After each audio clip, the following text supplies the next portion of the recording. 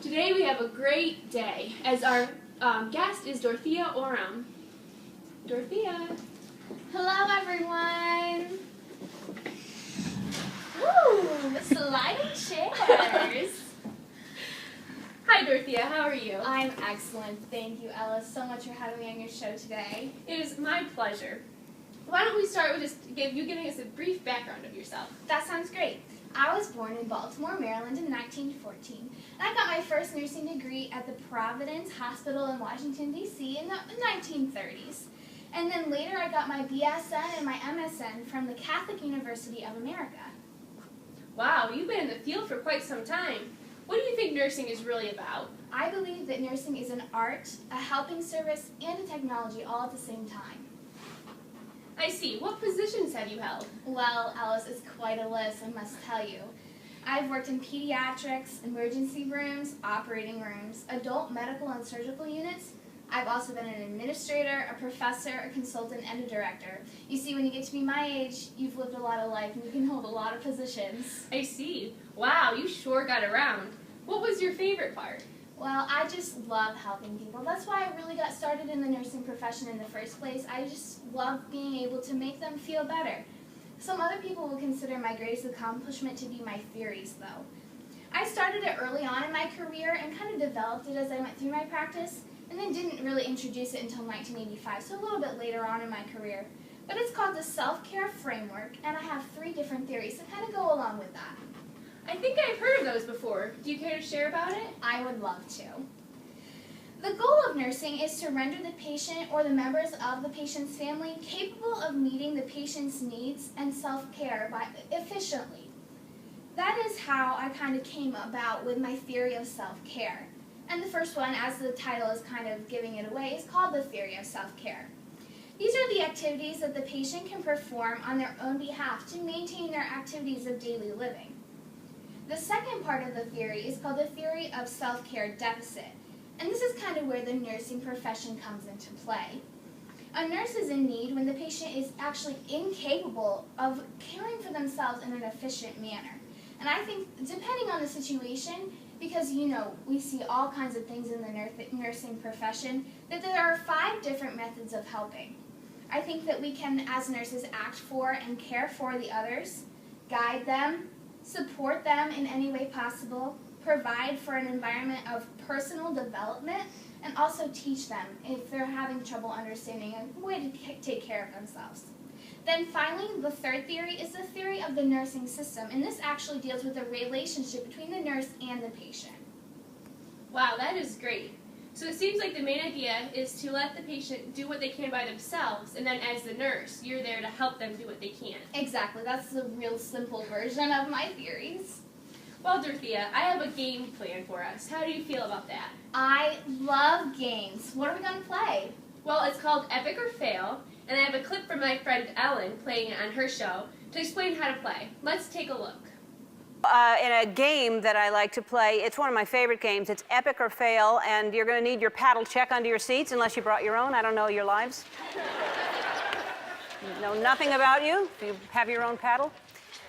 All right, I'm going to show you a video, and we're all going to see it for the first time together. I haven't seen it either, and we're going to guess if it's epic or fail. It's a whole lot of fun. Okay, let's see the first one.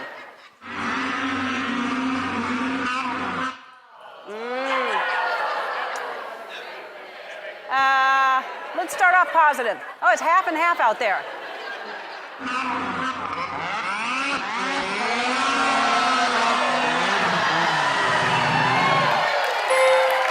Wow.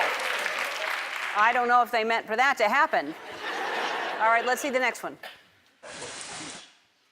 Oh, already. No, I just say that. A few people optimistic out there. Most of us think it's going to fail.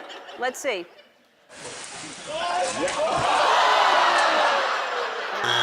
No. Definitely did not think he was going to make it that far. Does everyone think they get the idea? I think it's easy enough, and if I can do it, anyone can do it. After all, as the saying goes, laughter is one of the best medicines. All right, let's get started. Here's the first clip.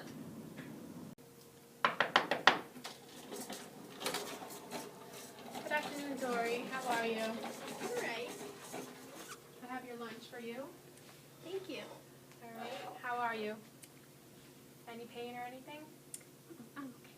All right. Well, if you need anything, just let me know. Thank you. I don't know how this one's gonna go. I'm just gonna pick fail because how is she gonna eat if she's texting? I'm actually gonna have to disagree with you. Let's see why.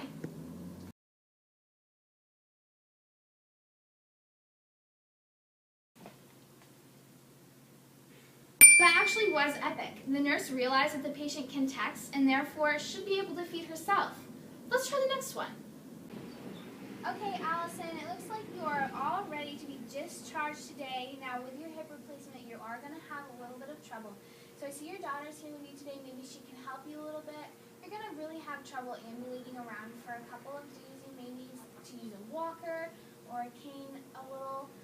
Also, maybe getting in the shower is going to be a little bit of a challenge. Are you catching this, Kaylee? Maybe you're going to need to help your mom out a little bit.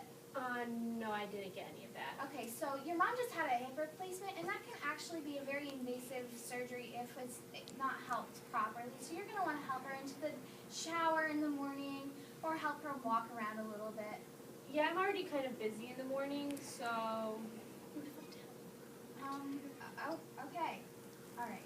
I can maybe do it when I get back from my friend's house and stuff, if I have time. You know what? I'm actually going to look into some assisted living places for you. Maybe they'll be able to come in and take care of you if your daughter's so busy. I'm actually going to have to go with Epic again. I guess I'll go with you on this one.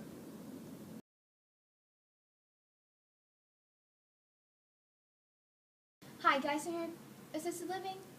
Yes, this is Nurse Rachel Grosvenor down at Geisinger Clinic. I have a patient that I think is actually going to need some assisted care living help. She just had her hip replacement and her family doesn't really seem too interested in helping her out. Yes, that was epic. The nurse used her intuition to know that the daughter would not be able to provide the care that the mother needed. The nurse knew that her patient would need a better environment, so she looked into assisted living places. Are you ready for the next one? I'm ready. Hey Ashley, how are you? I'm good. How are you? Good. I have your anti-embolism stockings here, so I'm just going to give them to you. I just want you to put them on. Okay. All right? If you have anything, just let me know. Okay. Thank you. Just putting on socks? I can do that one-handed. I'm definitely going Epic. We'll see.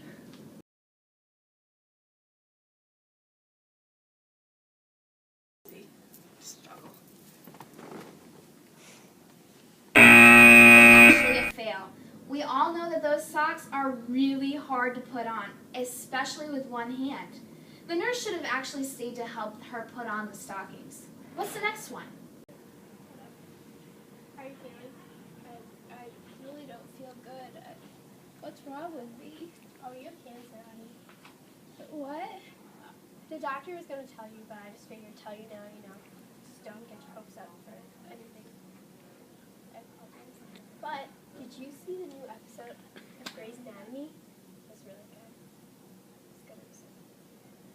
Oh, that's so sad. I'm definitely going with fail. I agree. Oh my God, no. Poor Johnny. Really is a fail. We need to be there to comfort the patients when they have no one else for them especially. That's considered a self-care deficit. Maybe the next clip will be better. Hey Jerry, how are you? The name's Gerald. All right. Hey Gerald, how are you? Hi, baby cakes. How you doing? I'm good. How are you? I'm feeling fine. This bed's really fun. You see, it goes up and down. Yes, We didn't have nothing like this when I was little. Oh yeah? Yeah, I don't got nothing like this at home neither. All right. I want to talk to you about taking your blood sugar. What's that? It's to manage your diabetes. Oh, why? So I don't want you like passing out, going into a coma or anything. Okay then. Okay. I guess. All right. Is it gonna hurt? I have a pretty high pain tolerance. I think you can handle I it. was in the wars, Yeah? in the trenches. All right. I think I can do this. So what you're going to do, clean your finger. Is it a good steak? It's a good steak. Okay, good. All right. You're going to clean your finger with an alcohol swab. One of your fingers. Which one? Say middle finger. Okay. Is that this one? That's this one. Okay. All right. You're going to clean like the side of it right here. Okay. And then you're going to take the needle and you're going to click it down. That's gonna hurt. It's not going to hurt. You're tough. Oh, alright. I forgot. And then you're going to clear the first drop off. Okay. I would definitely need teaching, so I'm going with Epic. I would definitely agree with you.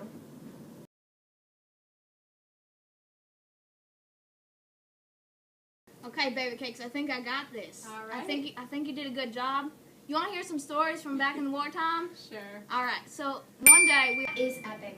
It's great to see that the nurse is actually taking time to teach her patient. On to the next one. were in the This is a list of your husband's medications, and I just want to explain to you, like, if he has any pain or anything, how you can give it to him and make sure he takes his medicine on time and everything. Okay. I'm definitely going with Epic on this one. I'm gonna copy you.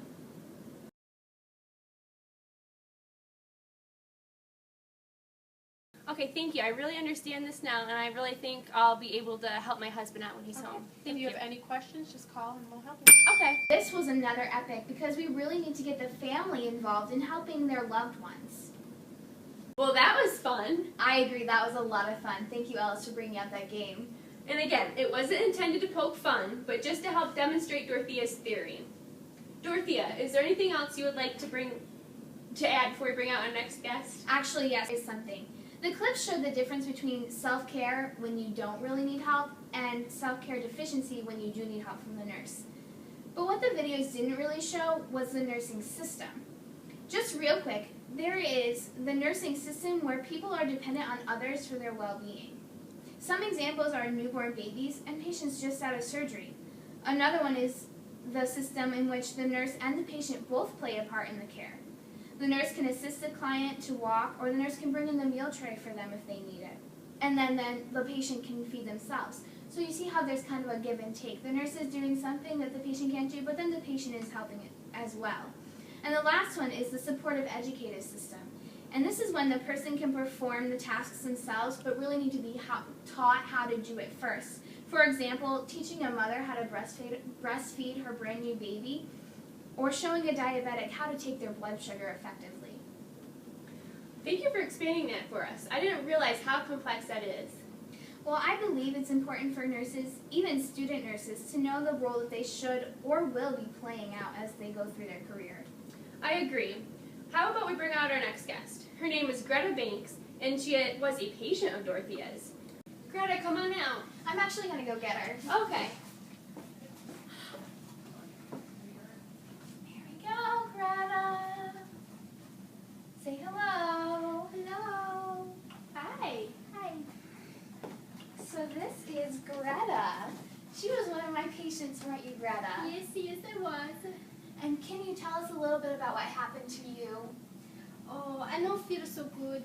So I had a stroke, and my nurse, very nice girl, she took care of me. Oh, thank you, Greta. Yes. So actually, I'm going to tell you a little bit about her nursing diagnosis, and that is just kind of what we call her problem and what it's related to. So the technical nursing diagnosis for Greta was risk for self-care deficit related to her stroke, as evidenced by her inability to effectively move her right side. Now, Greta, before your stroke, which hand were you more dominant with? This one. The right one? Oh, yes, this one, the one that I Yeah, cannot before move. the stroke. Now, after the stroke, which one are you using? I use my left now. Right, and can you tell us a little bit about how difficult that was, or if it was easy to make that switch? It was not easy. I couldn't make the pasta anymore. It's very, very hard. You just only have a one hand. I can imagine that it's very difficult for you. So, Alice, what we had to do was kind of teach Greta how to do things in a whole different light. If you go throughout your whole life, and Greta's 60, I know she doesn't look it, she looks much younger, but when you go through your whole life predominantly using your right hand, having to switch to your left hand can be an actual challenge. And that's kind of where my self-care theory comes in a little bit. I had to teach her how to use her left hand so that she didn't become a self-care deficit, but she wasn't quite ready to be completely self-care. Yeah, I can see how that would help, because now she can basically live by herself for the most part with just a little bit of help. Correct. She just has someone to kind of help move her around. She has a very dear husband that's very caring and takes good care of her, don't you, Greta? Yes, my children, they come they help me. So it sounds like your, what you call them, ADLs or something, activity of daily living? Yes. You can manage those by yourself. Yes.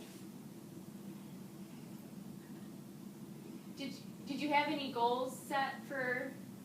Yeah, we did actually. When Greta first had her stroke, she was kind of immobilized in the bed. She couldn't really do much at all.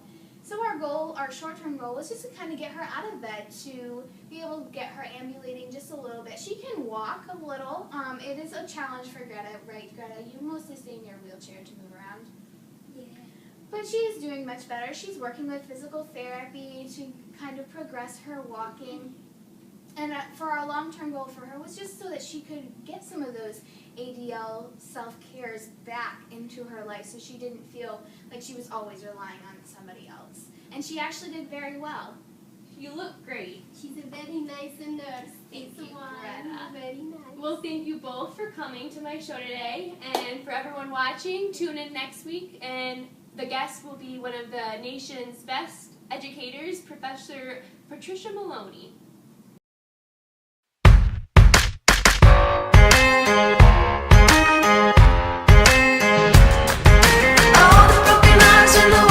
And then in now I'm really... I think I'm going to too. Oh, You're good. good. Yeah, You're good. Tended to poke fun. Can we start? There's the holy competence... What is that? You're gonna take an alcohol swab. Why? I don't know what to say. You have diabetes. Which finger? Which finger? You. Hold on. Doesn't matter. You're gonna have to cut this out. Well, Do you take it before you eat?